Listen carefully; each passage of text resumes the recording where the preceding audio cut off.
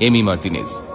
ফ্রান্সের সঙ্গে ফাইনাল ম্যাচের আগে আর্জেন্টিনার দুর্গরক্ষক মার্তিনেজ ফ্রান্সের উদ্দেশ্যে বলেছিলেন, আর্জেন্টিনাকে হারাতে গেলে আগে আমাকে খুন করতে হবে। অথচ এই মুহূর্তে বিশ্বের সবচেয়ে আলোচিত গোলকিপার মার্তিনেজ আর্জেন্টিনার হয়ে মাত্র 25টি ম্যাচ খেলেছেন। আগে হ্যাঁ, মাত্র 25টি ম্যাচ খেলেই তিনি আর্জেন্টিনাকে বিশ্ব চ্যাম্পিয়নের খেতাব জিতিয়ে দিলেন। আর্জেন্টিনার হয়ে মার্তিনেজের অভিষেক হয় গত বছর, অর্থাৎ 2021 সালে।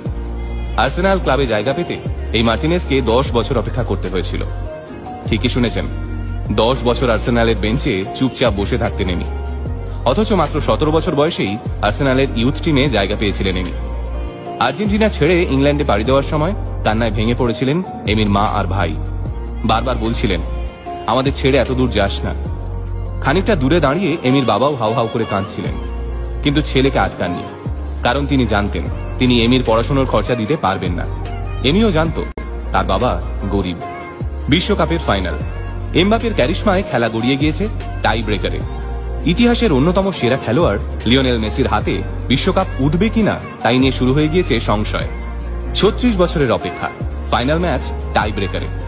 এই ধরনের অমানসিক চাপ নিয়ে গোলের সামনে এসে দাঁড়ালেন এমি মার্তিনেজ। কিন্তু তখন তাকে দেখে কে বলবে যে তিনি আর্জেন্টিনার হয়ে মাত্র 25টি ম্যাচ খেলেছেন? ফাইনালে তিনি যা পারফরমেন্স দেখালেন তা প্রতিটি গোলকিপারের স্বপ্ন।